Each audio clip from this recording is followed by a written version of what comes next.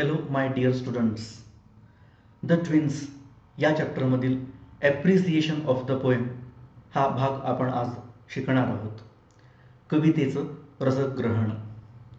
आपल्या परीक्षेमध्ये एक कविता दिली जाते आणि त्यावर 5 प्रकारचे पॉईंट्स दिले जातात आणि त्यांच्यावर तुम्हाला लिहायचं असतं.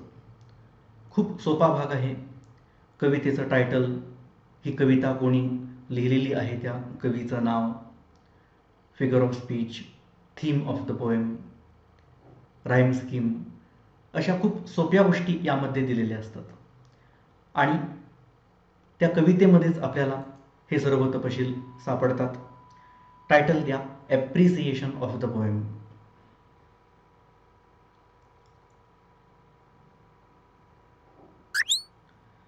लक्षात असू द्या, पोएट्री एकूण 10 मार्कांसाठी तुमच्या परीक्षेत असणार आहे. त्यापैकी 5 मार्क्स कवितेवर आधारित A1, A2 आणि A3 असे 3 प्रश्न असतील, ज्याचा सराव आपण या मागच्या व्हिडिओजमध्ये केलेला आहे. तर आणखीन एक वेगळी कविता दिली जाईल आणि त्याचं ॲप्रिसिएशन तुम्हाला लिहायला सांगितलं जाईल. समजून घ्या. पहिला प्रश्न त्यातील टायटल. हे टायटलसुद्धा लक्षात ठेवायची गरज नाही, ते तुम्हाला दिलेलं असतंच. या केसमध्ये द ट्विन्स. बघा, टायटल म्हटलं की जेवढे शब्द आहेत त्यातील पहिलं अक्षर कॅपिटल, दोन्ही शब्दांमधलं टी हे लेटर कॅपिटल. आता खरं तर पॉईंट्समध्ये उत्तर तुम्ही देऊ शकता. टायटल या शब्दाच्या पुढे फक्त द ट्विन्स संपलं असं करू शकता, मार्क मिळेल.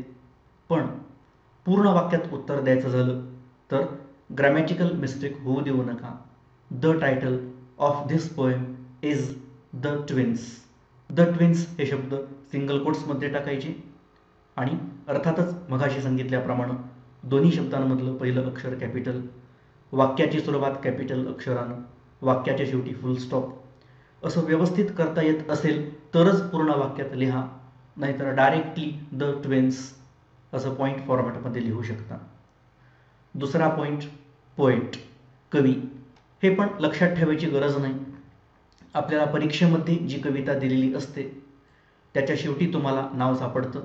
इथं हेनरी सॅम्ब्रुक लेई नाव आहे, प्रॉपर नाउन आहे. तिन्ही शब्दांमधलं पहिलं अक्षर कॅपिटल. ह्या साध्या साध्या गोष्टी आहेत, पण त्या लक्षात आल्या पाहिजेत. पाहून लिहायचं, सरळ नाव लिहायचं किंवा मग वाक्यामध्ये this poem is composed bye, त्या कवीचं नाव लिहा. कंपोज्ड ऐवजी रिटन हा शब्द तुम्ही वापरू शकता. कंपोज करणे म्हणजे रचना करणे. पॉज करा, लिहून घ्या.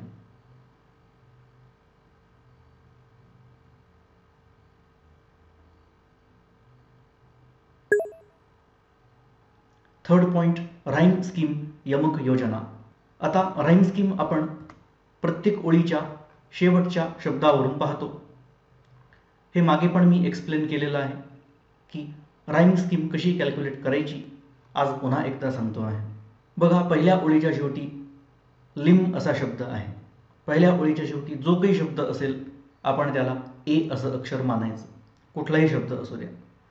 दुसऱ्या ओळीच्या शेवटी ब्रदर हा शब्द आहे. जर हा पण मॅच होत असेल पहिल्या ओळीला तर याला पण आपण ए म्हटलं पाहिजे. इथं लिम आणि ब्रदर राईम होत नाही म्हणून आपण पुढचं अक्षर बी असं वापरायचं. तिसऱ्या ओळीमध्ये हिम हा शब्द आहे. लिम आणि हिम तुमच्या लक्षात असेल तर बी हे letter as good as silent. Limb एवढा उच्चार नाही आहे त्याचा. लिम, हिम, बी सायलेंट आहे, त्यामुळे राईम होत आहे लिम आणि हिम.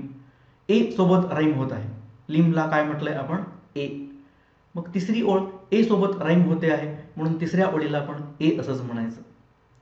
चौथी ओळ अनदर, ही ब्रदर सोबत राईम होत आहे.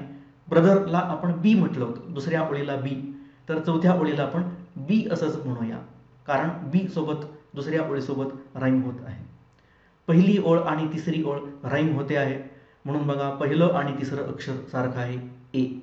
दुसरी ओळ आणि चौथी ओळ राईम होत आहे म्हणून पहा दुसरी आणि चौथी ओळ आपण इथं बी याच अक्षरानं घेतलेली आहे. A B, A B he rhyme scheme झाली. ही केव्हा होते? जेव्हा 4 ओळींमधील पहिली आणि तिसरी ओळ राईम होते, दुसरी आणि चौथी ओळ राईम होते, तेव्हा ABAB अशी राईम स्कीम तयार होते. पहा मग पूर्ण कवितेमध्ये असंच आहे का? या पुढच्या 4 ओळी पहा. किन आणि twin first and third, pitch and which second and fourth. पूर्ण कवितेत बघा एखाद्या कडव्यामध्ये जर वेगळी राईम स्कीम आढळली तर आपल्याला त्या उत्तरामध्ये सांगावं लागतं की for this stanza rhyme scheme is so and so. वेगळी असेल तर सांगावं लागतं. पूर्ण कवितेची सारखी आहे का नाही पाहायची. वर्स nurse first and third line, fixed mixed second and fourth line. पहिली तिसरी राईम होते, दुसरी चौथी राईम होते. ABAB राईम स्कीम तयार झाली. या 4 ओळींमध्ये असंच आहे का? Decree me first and third, whim him second and fourth होत आहे. या 4 ओळींमध्ये docked flocked first and third, school fool second and fourth. या 4 ओळी पहा. फ्रुटलेसली मी होतं राईम, मी सांगितलं. ई असा उच्चार शेवटी आला. न्यू आणि यू स्पेलिंग वेगळं असलं तरी शेवटी ऊ असाच उच्चार आहे. न्यू यू दोन्हीमध्ये शेवटी उच्चार सारखाच आहे, त्यामुळे हे पण राईम होत आहे. First line third line rhyme झाली, second line fourth line rhyme होते आहे, म्हणून ABAB असं त्याला म्हणायचं. पुढे पहा. Tight and bright, life and wife second and fourth, first third second fourth. Same came पहिली आणि तिसरी ओळ आहे. ऑन जॉन दुसरी आणि चौथी ओळ राईम होते आहे, म्हणून पूर्ण कवितेमध्ये जी राईम स्कीम आहे ती ABAB अशी आहे. पॉइंट फॉर्मॅटमध्ये लिहायचे. ABAB स्मॉल लेटर्स लक्षात घ्या. राईम स्कीम नेहमी स्मॉल लेटर्समध्ये लिहायची. पूर्ण ABAB 4ही अक्षर स्मॉल. किंवा आनंद आहे जर पूर्ण वाक्यामध्ये तुम्ही तयार करू शकलात. The rhyme scheme of this poem is ABAB. पण पूर्ण वाक्य म्हटलं की या 2 गोष्टी कंपल्सरी. वाक्यातलं पहिलं अक्षर कॅपिटल आणि वाक्याच्या शेवटी फुल स्टॉप. तुम्हाला वाटत असेल प्रत्येक व्हिडिओमध्ये जर ही गोष्ट सांगतायत, एवढं सांगण्याची काय गरज आहे? वर्षानुवर्षांच्या अनुभवामधून मी सांगतो की अनेक विद्यार्थ्यांना वारंवार सांगून ही गोष्ट लक्षात येत नाही. काही जणांना वारंवार सांगितल्यावर लक्षात येते. काही विद्यार्थी मात्र एकदा सांगितल्यावर लक्षात ठेवतात. माझं कर्तव्य आहे या गोष्टीची आठवण तुम्हाला करून देण्याची. Fourth one, figure of speech in bracket any one, कुठलाही एक. 2 असतील, 3 असतील, 4 पण असतील. या कवितेमध्ये कोणकोणते फिगर्स ऑफ स्पीच आलेले आहेत त्यापैकी एक जरी तुम्ही इथं लिहिला तरी याचा मार्क तुम्हाला मिळून जातो. आता आपण पाहिलं होतं की या कवितेमध्ये बरंच एक्झॅगरेट केलेलं आहे, अतिशयोक्त केलेलं आहे. शेजारी आले आणि जो मेलाय त्याला न पुरता जो जिवंत आहे त्यालाच त्यांनी पुरलं, फक्त सारखा दिसतोय म्हणून. असं होत नाही. हे एक्झॅगरेशन झालं, अतिशयोक्ती अलंकार झाला, त्याला हायपरबली असं म्हटलं जातं. आणि त्यामुळं इथं हायपरबली आहे असं म्हणू शकतो. या लाईनमध्ये बघा, इयर आफ्टर इयर. इयर हा शब्द रिपीट झाला ना. जेव्हा शब्द रिपीट होतात तेव्हा रिपिटिशन हा एक फिगर ऑफ स्पीच आहेच आहे. बिकम ब्रदर्स, ब हा साऊंड रिपीट झाला, शब्द रिपीट नाही झालेला आहे. साऊंड रिपीट झाला तर ॲलिटरेशन होत असतो. Turned the tide, sound repeat होतो, शब्द नाही रिपीट झाले. इयर आणि इयर हे शब्द रिपीट झाले, हा रिपिटिशन आहे. पण बिकम ब्रदर्स हा ॲलिटरेशन. टर्न्ड टाईड शब्द नाही रिपीट झाले, 2 शब्दातील पहिला साऊंड रिपीट झाला, ॲलिटरेशन आहे. आपल्याला 3 फिगर्स ऑफ स्पीच सापडले. रिपिटिशन, ॲलिटरेशन, हायपरबली. 3 लिहू शकता, 1 लिहू शकता, 2 लिहू शकता. पॉईंटमध्ये लिहायचे, फक्त नाव लिहा. वाक्यात लिहायचे, the figures of speech in this poem are hyperbole, repetition, ॲलिटरेशन.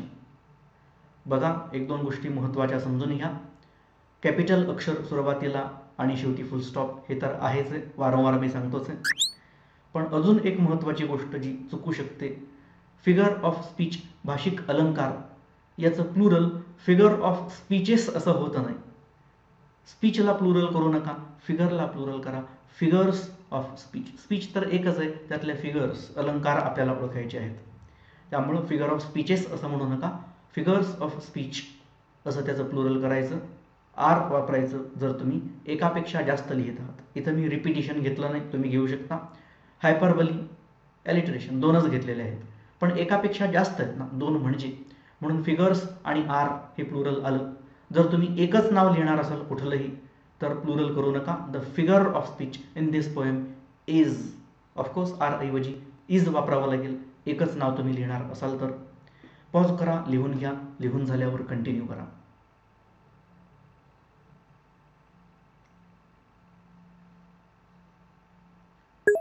आणि एक शेवटचा point, theme or central idea, वस्तू विषय मध्यवर्ती संकल्पना.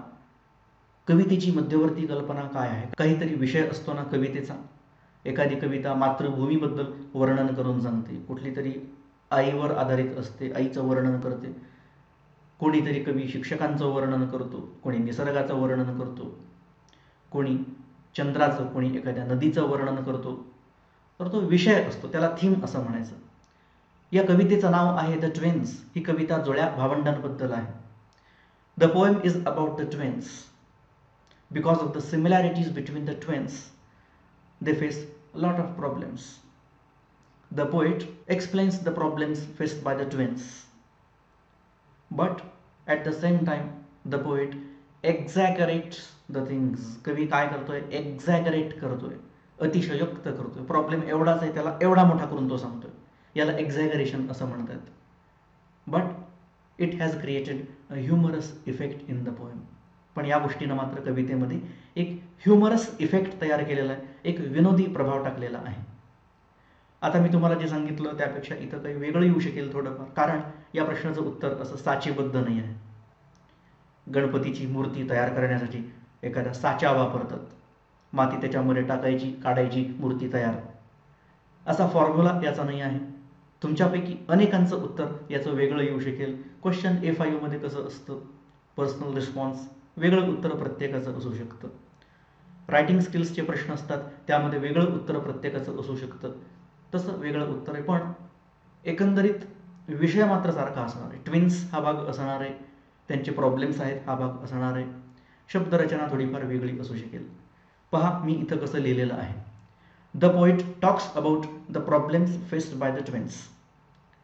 टॉक्स V1, त्याला आपण S जोडलेलं आहे. त प्रत्यय, कवी जुळ्यांच्या समस्यांबद्दल बोलतो. जुळे ज्या समस्यांना सामोरं जातात त्यांच्याबद्दल तो बोलतो. त अक्षर आल्यामुळं V1. कर्ता सिंग्युलर असल्यामुळं V1 ला S. छोट्या छोट्या गोष्टी खूप महत्त्वाच्या.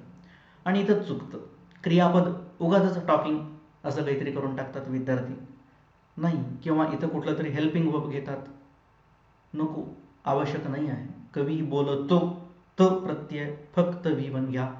एकवचनी करता असेल तर त्याला S जोडा, एवढंच सोपं आहे. हाऊएव्हर, तरी सुद्धा ही एक्झॅगरेट्स द फॅक्ट्स. तो काय करतोय? फॅक्ट्स म्हणजे वस्तुस्थिती, त्यांना एक्झॅगरेट करतोय म्हणजे अतिशयोक्त करतोय. करतो मध्ये तो प्रत्यय म्हणून तर V1 आणि S प्रत्यय जोडलाय, एकवचनी कर. ही टेल्स, पुन्हा तीच रचना तिन्ही वाक्यांमध्ये, V1 ला S प्रत्यय जोडलेला आहे, करता एकवचनी आहे. He tells the problems in a humorous way. विनोदी पद्धतीनं तो समस्या सांगतो आहे.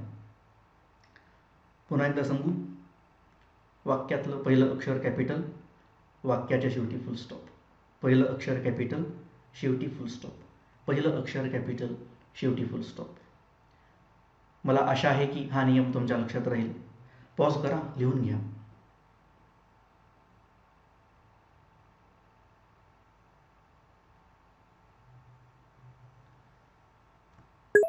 आणि या ठिकाणी ही थोडी मोठी असलेली कविता संपली. थँक्यू.